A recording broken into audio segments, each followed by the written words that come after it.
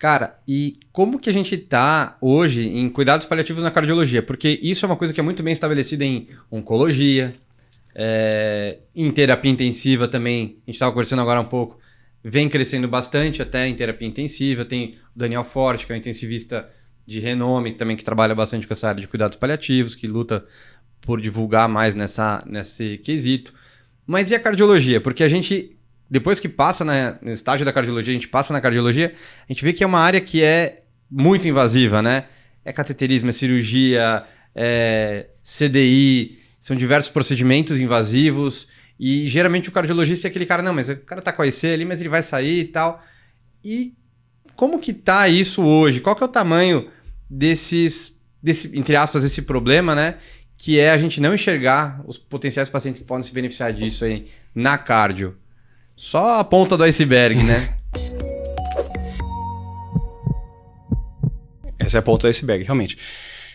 O que a gente tem hoje de cuidados paliativos, a gente chama de movimento hospice moderno, começou lá na Inglaterra na década de 60, da Cicely Saunders, que era basicamente o modelo hospice, aqueles pacientes geralmente oncológicos, em final de vida, sem proposta terapêutica, que iam para um ambiente para ser cuidados, focando em conforto e dignidade.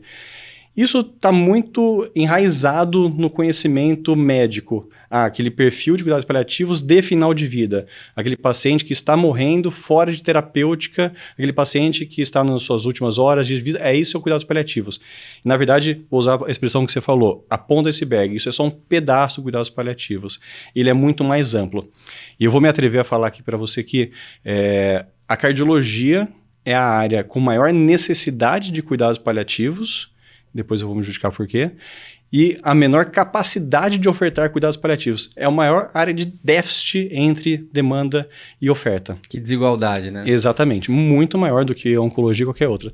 E eu digo ainda mais, a cardiologia, eu acho que é a área que tem mais a ver com cuidados paliativos, no sentido de que o cuidado paliativo ajuda a cardiologia e a cardiologia ajuda o cuidado paliativo. A gente tem que andar de mão dada. Tirar essa noção de que eu vou tratar esse doente até onde eu puder, cateterismo, procedimentos invasivos, cirurgia, dispositivos. Não deu certo, não tenho mais o que fazer, vou para os cuidados paliativos. 880, né? 880. Então, exatamente. A gente pode andar junto e os estudos têm mostrado que andar junto é benéfico para o paciente, porque melhora sintomas, para a família, porque reduz o estresse, para o sistema de saúde é melhor, porque você acaba fazendo menos tratamento fútil, menos uso de recursos que são escassos, principalmente nesse contexto de doença terminal. Então, todo mundo se ajuda nesse processo de andar em paralelo. E aí eu vou te complementar aqui. A gente tem um contingente enorme de pacientes, vocês sabem melhor, vocês ensinam isso aí no dia a dia, com doenças graves, com doenças que dentro da cardiologia a grande maioria não tem cura. Tô certo ou errado, né? Não, exato. No máximo a gente previne. Cara, poucas coisas a gente cura, né? Tipo, exato. Uma ablação de uma TRN provavelmente vai curar, né? Exato. Mas a maioria das vezes a gente não vai que curar. Fecha, a maioria. Então, assim, hipertensão, diabetes, tirando aquelas que você consegue corrigir, a grande maioria você vai controlar e vai lidar com as complicações, que são doenças progressivas que vão chegar numa fase terminal, que vão precisar de cuidados paliativos.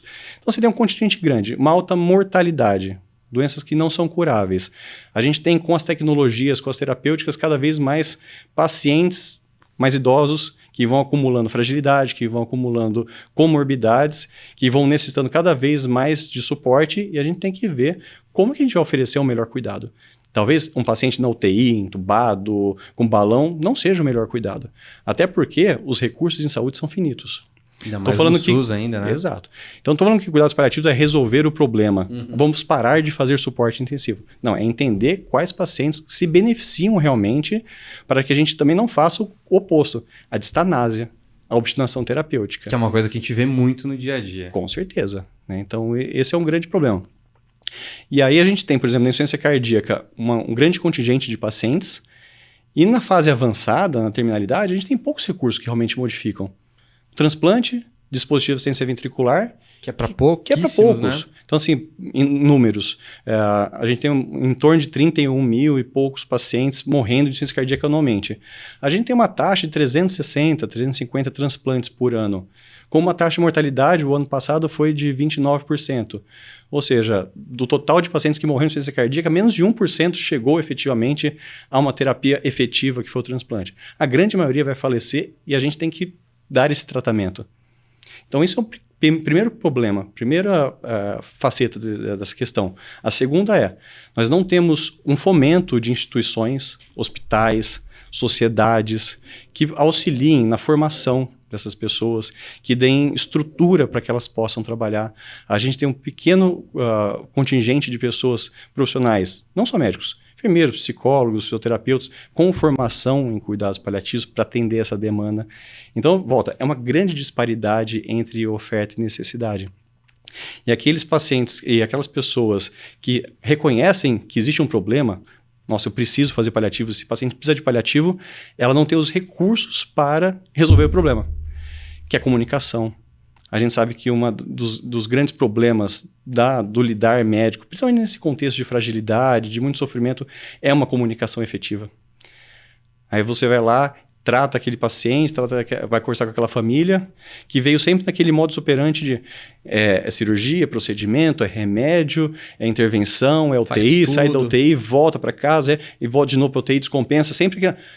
Hoje não tem mais o que fazer, vou chamar o paliativo. Não, onde já se viu, doutor? Assim? Eu quero que seja feito tudo. E aí, aquela família é taxada como difícil. Como é que eu vou lidar com isso? Toda uma preparação que não começa no pronto-socorro, que não começa na enfermaria, na UTI. Começa no ambulatório, começa naquele vínculo precoce, antes, inclusive, daquele paciente chegar na sua fase terminal. Aí está dispineico. Como é que eu faço o manejo desse sintoma? A gente não é treinado na graduação a titular opioide. De Malemar sabe que existe. Malemar. E há um grande risco de pessoas que prescrevem opioide porque viram alguém prescrever opioide, risco de intoxicação e N complicações. Então, o achismo, fazer porque o vizinho fez, porque eu ouvi, porque eu assisti numa palestra, num congresso, e agora eu sei paliativo, isso é um grande perigo. Então, assim, existe uma residência médica de cuidados paliativos hoje. Capacitação. Exatamente. Então, a gente tem que insistir em estudos para ter mais evidência para como cuidar desses doentes, e a gente tem que investir em formação dos profissionais para cuidar dessas pessoas, que esse é o grande objetivo, que o paliativo chegue àqueles doentes que precisem. E acho que uma dessas formas é aqui, com a gente mostrando para muitos clínicos, cardiologistas, que tem um monte, né? Acho que isso consegue aumentar a capilaridade de a gente falar dessa especialidade.